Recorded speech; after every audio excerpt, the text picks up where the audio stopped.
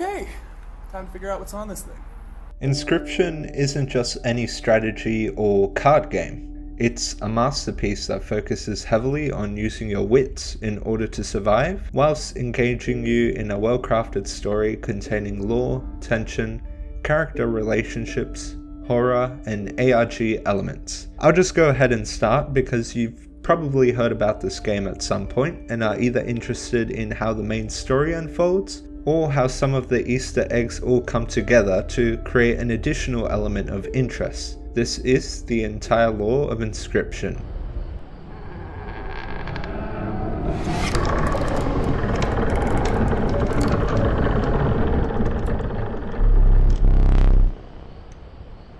The game at the main menu already piques our interest. Ignore this red skull as this appears after you've beaten the game, but the new game option isn't available for us at the moment, only allowing us to use the continue function. Someone's been here before and has played this game. We sit at a table where a pair of eyes begin to slowly open, almost as if awakening from a slumber.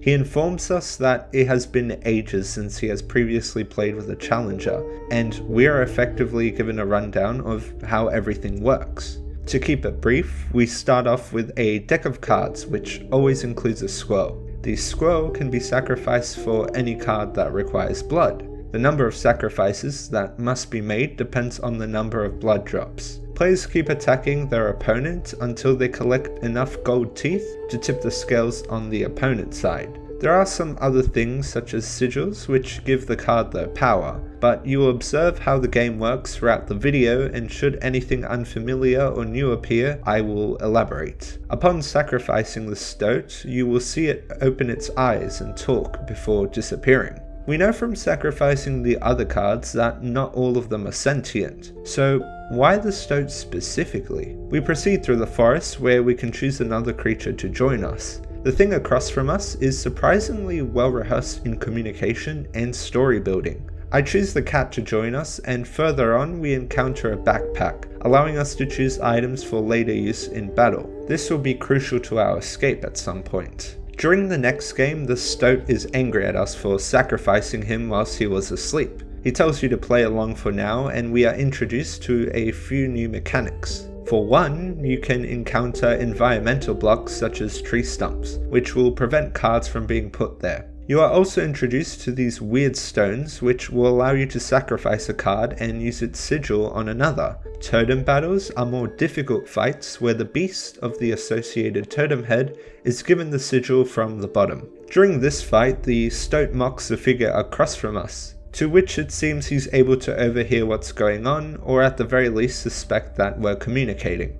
After the fight is over, I encounter the campfire, a campfire surrounded by hungry survivors who offer to make our creature stronger. The stoat tells us that there is a way to escape the cabin, but the figure across from us is not having any of it. Anyway, just as I'm about to win with the wolf on the right, with about 3 points left, this happens.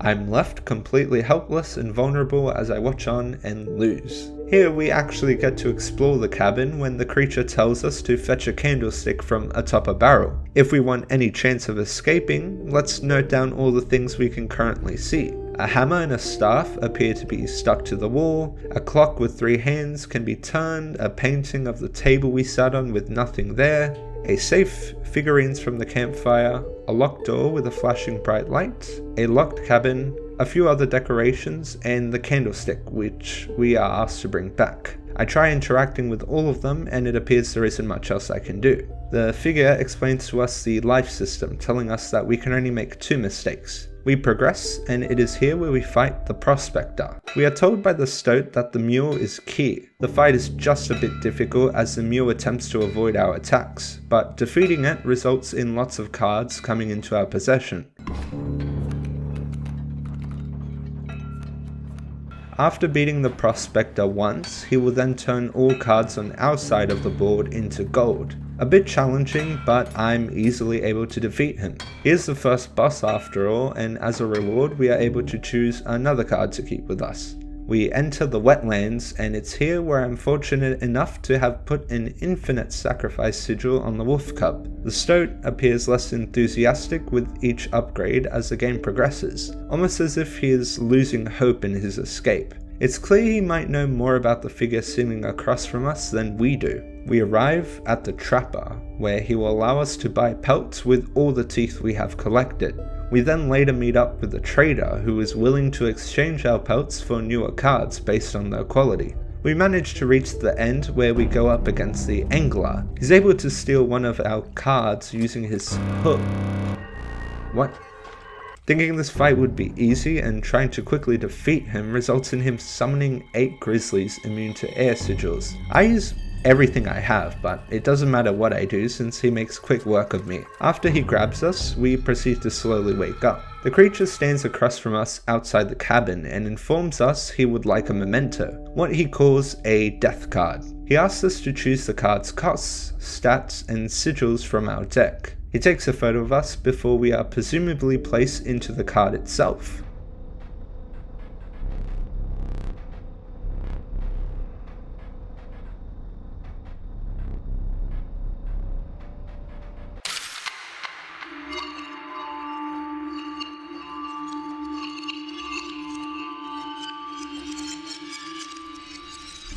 We wake up across from him once more where he introduces us to bones. Whenever a card of ours dies, we will attain bones, which can be used for certain creatures. Upon placing these 2 cards, something happens. What I didn't know is the painting in the cabin will sometimes have specific card placements you can put down, allowing you to unlock an item within if you replicate them. I had unknowingly, out of pure luck, gotten the correct combination. The creature has forgotten our figurine, allowing us to explore the rest of the cabin once more. We can look at the rulebook, which gives us the code 273. Looking through the items, I see an item called Failure. It apparently has no use in the game, so it's a mystery at the moment as to why it's even there in the first place. Using the code from the book, I open up the safe and find another sentient card. This time a stink bug talks to us, and she appears to be much friendlier than the stoat. She initially refers to the stoat with a P before correcting herself. She also refers to the stunted wolf, which is likely another card that could help us later on. Using the key from the safe, we unlock the cabinet to find several puzzles where the goal is to play a miniature version of the game and earn 5 teeth. We can also take the item from the painting, a clover that will allow us to re-choose any of the cards presented to us if we want different ones. We make quick work of the puzzles before getting a skink and a worker and queen ant. We can use the sigils from the cards we get to help us solve the next puzzle, giving us the card of the caged wolf. Perhaps a defensive card. Although its price is quite expensive for having no attack stats, the price of sacrifices means there's something else about it that could be important. We can also attain a squirrel's head, but currently we don't know what it does. The stoat and stink bug communicate with each other when we return. The stink bug informs the stoat that there is another friend of theirs who could help us escape, much to the stoat's annoyance. The stoat says we are in deep this time, implying that this situation has happened before.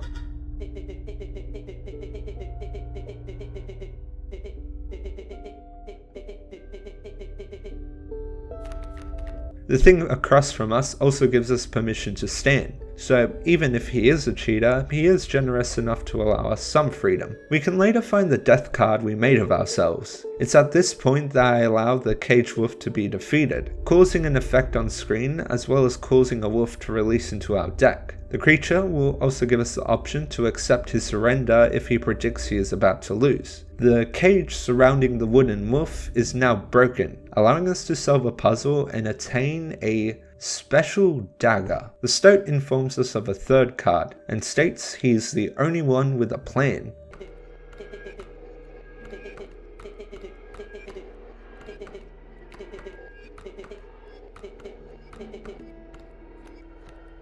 We are then offered a rare card after defeating the prospector once more. I decide to go with the Ouroboros, who will permanently gain 1 extra damage and 1 extra heart each time we sacrifice it. Another new encounter involves the Trials, where we pick the stats of a card we want to use, and out of the 3 random cards chosen from our deck, those cards must match or exceed the number of the trial. I choose the Trial of Power, requiring the 3 cards chosen to have 4 damage or above. I make quick work of the Angler, where afterwards we soon reach the Snow Lines. We approach another encounter where a sacrifice will result in the permanent death of a creature, but will grant us a bone at the start of each fight. During a very tough fight, I see that I'm losing, and so using the dagger I take my eye out and put it on the scale. A very uncomfortable encounter, especially with the visuals and sound, but it is quite effective. I also upgrade my Ouroboros to 5 damage and health. The creature across from us offers a replacement eye, which I gladly accept, deciding to choose the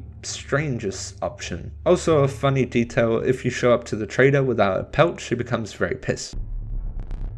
During our next encounter, we find the Trapper. His fight is a bit trickier as attacking his leaping frogs will turn them into leaping traps. Attacking a leaping trap results in our card turning into a pelt. As expected, by the time I take out his first life, he immediately kills us, purposefully cheating because we beat him too quickly. It's during our next death scene where we try to capture the creature by using his camera, but it doesn't contain any film. We get our photo taken before I make another awesome card, and we are forced to start again. This time, with more determination to escape, I decide to try everything.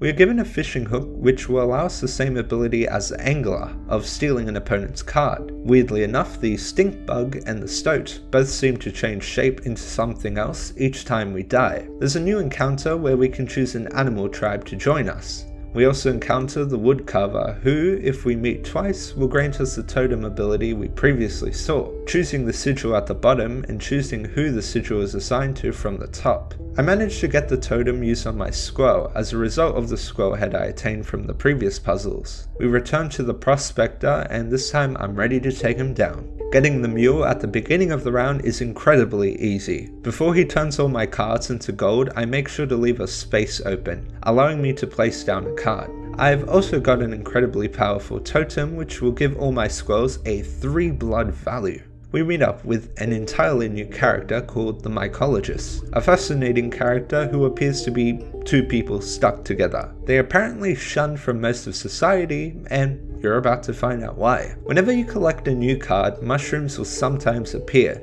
telling you if you have another copy of that card. This will allow the Mycologist to combine the cards and make a more powerful creature. I win the next battle in 1 turn with my new wolf. Once again, I find the Angler. I quickly defeat him within the first round, and in the second round he creates bait buckets. Attacking these will summon sharks. Panicking and about to lose, I use the dagger. I win the round and choose a card, but I'm then presented a case full of eyes, although this time a single shiny eyeball stands out against the rest. The music becomes darker after replacing my eye.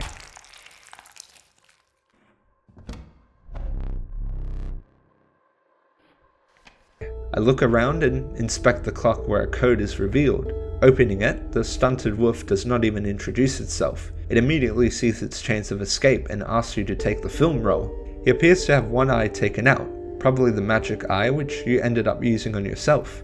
We are then shown 2 new items, the scissors and this weird bottle. The bottle looks more interesting, and so against the figure's wishes, I decide to take it. The stunted wolf and the stoat talk before the wolf claims to have a plan of resetting.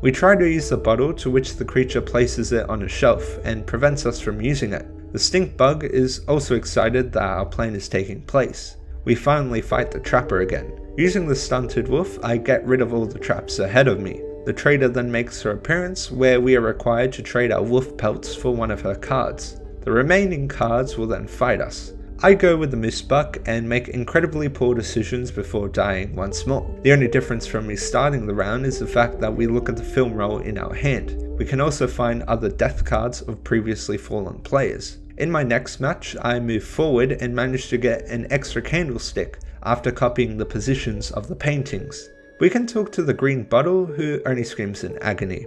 During this playthrough, I also pick up a card with binary code, translating to deep beneath, a very ominous phrase. Talking to the bottle, he recognizes our strange eye and asks if Magnificus can see us. So that's probably what the stunted wolf is named. He goes on about how the end is near, and I return to the table. The binary card turns into a completely random card and doesn't really help me at the moment. I finally make my way over to the Trapper boss fight.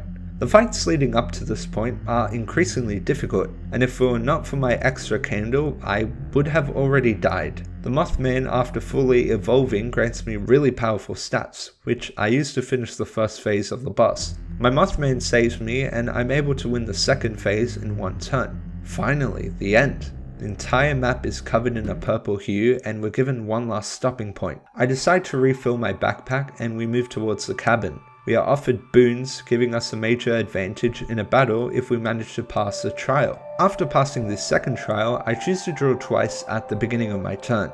We then see the creature in all its glory. We prepare for an intense battle. He first uses the prospector to turn my cards into gold, so I have to ensure I place down the weakest cards first for defense. Choosing the angler, he then threatens my newest card. He then summons powerful cards for us to fight using the trader's ability, which we manage to get for ourselves. We then see cards of previous players, one of which is named Casey. After taking out his 2 lives, the creature looks towards the moon and takes a picture. He's going to use the moon itself as our final opponent.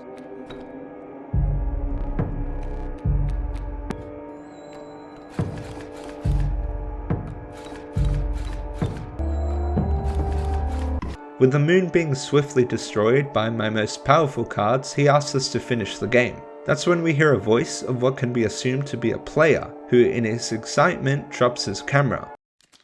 Oh my, I think I just beat him. Oh.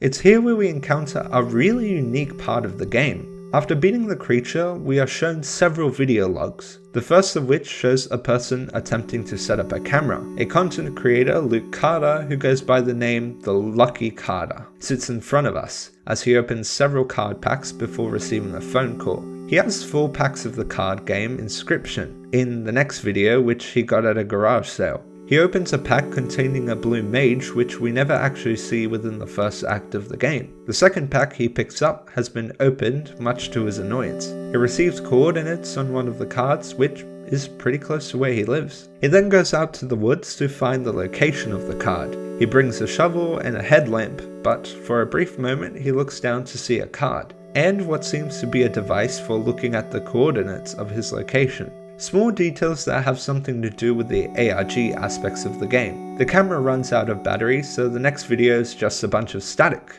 Luke then discovers a floppy disk with the title Inscryption on it. He mentions a Steamboat Willie card whilst shopping for a floppy disk reader, briefly indicating to us the connection of the hex with Inscryption in the same universe, due to the character itself appearing in the previous game. He sets up Inscryption and frames his camera into place, implying that he has been the one playing the game since the very beginning. The creature across from us tells us that we do not need to be polite, and can happily dig into whatever god-awful monstrosity labelled as a gift is in front of us. He asks us to stand before we take the camera and quickly place the film inside, taking a photo of him before he can grab the camera from us.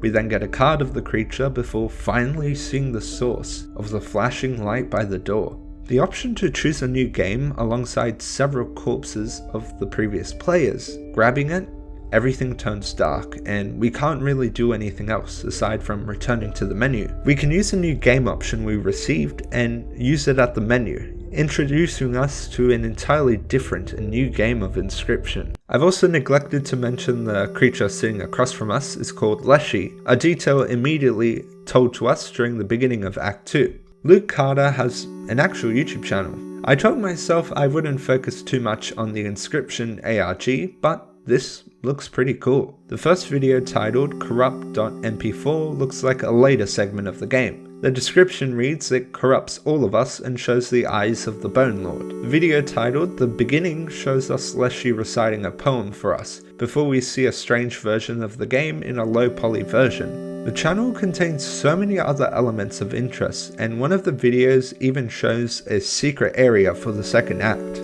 Regardless, we will continue investigating Act 2, which notably has a few more secrets relating to the story. Secrets which, in due time, are actually crucial to unlocking some of the other secret encounters in Act 3. I hope you stay tuned for next week, where I'll tell you the story about the 4 scribes, a group of familiar faces who helped contribute to the creation of cards, each with a distinct personality, playstyle, and of course, desire.